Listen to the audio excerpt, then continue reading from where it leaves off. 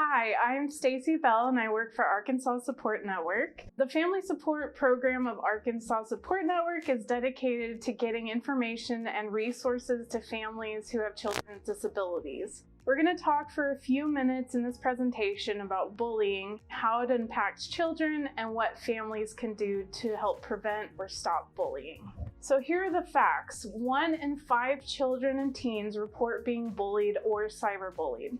The reasons for being bullied reported most often by students include physical appearance, race or ethnicity, gender, disability, religion, or sexual orientation.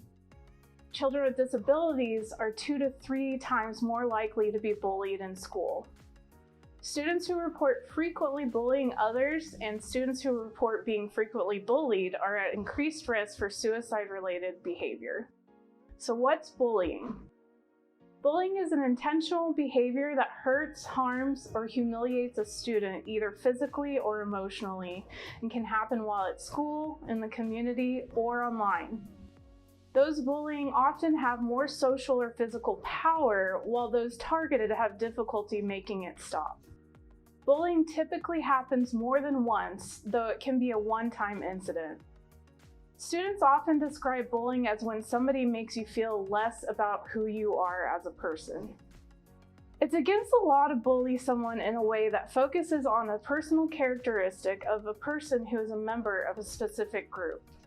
State and federal laws prohibit discrimination, including bullying, in educational programs and activities motivated by race, skin color, national origin, sex, gender, or disability, among other groups.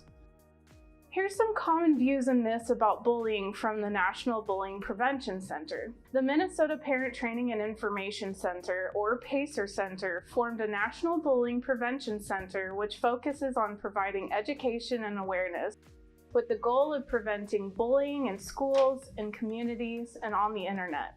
You'll hear more information from PACER throughout this presentation since they're one of the most trusted sources of information about bullying. A publication of theirs talks about the myths people sometimes believe about bullying. Here are some examples. The first myth is that bullying is a natural part of childhood. The fact of the matter is there is nothing natural about being bullied. Bullying is often considered a normal part of childhood because it's such a common experience. But physical or emotional aggression toward others should not be tolerated as a normal part of childhood.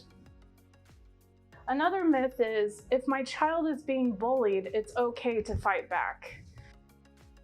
The fact is, if your child is being bullied, you should discourage them from fighting back. Trying to get even with someone who bullies is never a good idea. If your child fights back, the bullying will likely get worse and the school may see your child as part of the problem. Another example of the myth is that cyberbullying begins in middle school. The fact is that cyberbullying can begin as soon as kids have access to a cell phone, a tablet, or a computer through texting or gaming. It starts for many kids long before they're able to use social networking sites such as Facebook or Instagram or even TikTok, which requires users to be at least 13 years of age. There is a potential for cyberbullying whenever kids are using technology to interact, especially when they are unsupervised. So how do we know if a child is bullied at school? Children and adolescents who are being bullied often show signs that adults can watch for. Some of the signs include changes in behavior, mood swings, sadness or irritability, sleep disorders or nightmares, and changes in eating habits. Other changes parents can look for are physical injuries, bruises or scratches, psychosomatic symptoms like headaches or stomach aches without a physical cause. A child who's being bullied may constantly say they don't want to go to school and start having trouble with schoolwork.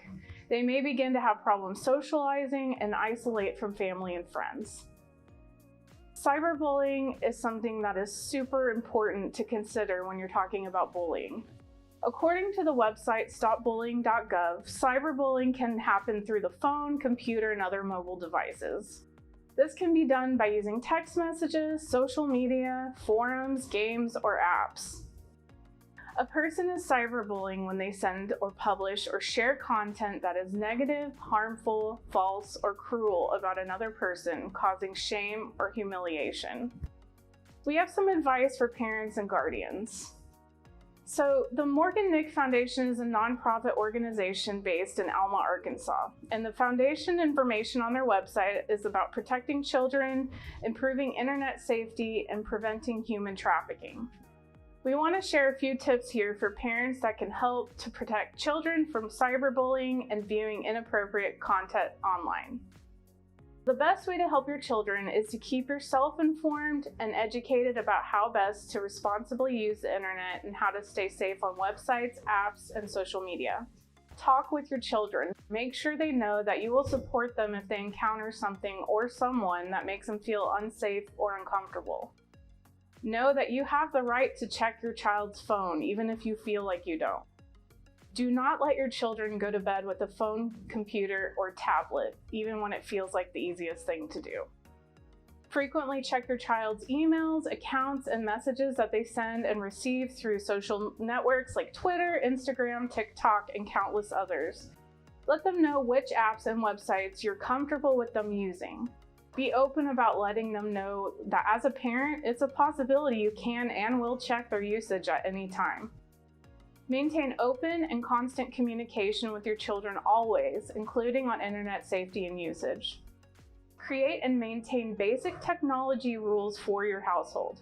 If your child doesn't follow the rules, remove some or all of their technology privileges for an established period of time.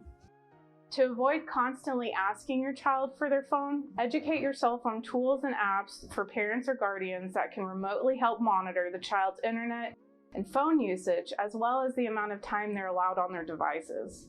You can find the names of trusted parental control methods for various types of technology by searching for them on Google. Some are paid, some will be free, but we have also curated some examples of these tools on our resource link page at the end of this presentation. Bullying can affect everyone: the victim, the person doing the bullying, the bystanders. Bullying impacts every person involved. This includes all of the ones I just mentioned, but not only that, if somebody stands by and watches the bullying happening, they are complicit in what's taking place unless they notify somebody else that can help. Bullying can affect mental health, cause an increase in substance abuse, and increase the risk of suicide-related behavior. Arkansas puts strict laws in place to ensure bullying prevention in school. Arkansas schools have the obligation to work to prevent bullying and help any student or school staff member who is bullied. There has to be a formal plan in place, training for school staff, a procedure for investigating and reporting, and a plan for what consequences are given if students bully others. Schools also need to have mental health referral information ready for parents if needed.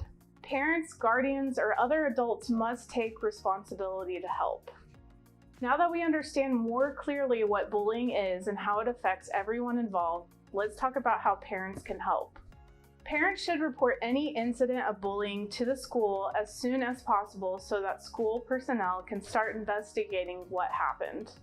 It's best to report in writing, either with a letter or email. That way there's written evidence, which is helpful for parents and to school staff. Children need to know that they are believed and supported, that it's not their fault that they were bullied, and that they deserve to be treated with respect, just like anyone else. Put it all in writing. It's so important for parents to write down and document all communication with school personnel or anyone else who may be involved, whether by phone or another method. This should include the date, name, and contact information. If the child has bruises, scratches, or other marks, parents need to take a photo to have proof of what happened and request a copy of the school's written incident report if the incident happened at school. The link to our resources list at the end of this presentation includes copies of sample letters to help parents report a bullying incident to the school, including one to use if their child receives special education services. Let's talk just a little bit about the Individualized Educational Plan, IEP, or 504 in bullying.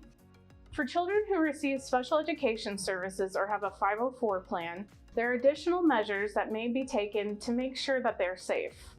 If a student who's being bullied has an individualized education plan, also known as an IEP, parents can ask for a meeting to bring together the special education team and review the child's services. The team may propose changes to help prevent further bullying. They can also take a look at what skills the student may need to know if they are bullied. If the student has a 504 plan, there may be accommodations that can be added. Parents who discover that their child with a disability is bullying other children can ask IEP or 504 team to meet and see if changes in the plan are needed to help stop the bullying and provide support to improve social and coping skills. During the month of October, PACER encourages schools and communities to host activities and events to grow awareness about bullying, especially where it concerns children with disabilities. They offer free materials for teachers and information for parents and students. Their motto is "Create a world without bullying." You can wear orange every year in the third week of October, which is usually when Unity Day happens, to show your support and help us create a world without bullying. As you can see, we have a great time every year trying to spread the word. So you can visit this link for resources that we mentioned during this presentation if you'd like to do a deeper search into how to prevent and stop bullying or share this information with other people in your life. Thank you for your time today. This is something we're very passionate about, and we hope that the information in this presentation has been helpful to you. If you would like more information, please contact us at the Family Support Program of Arkansas Support Network at 479-927-3283.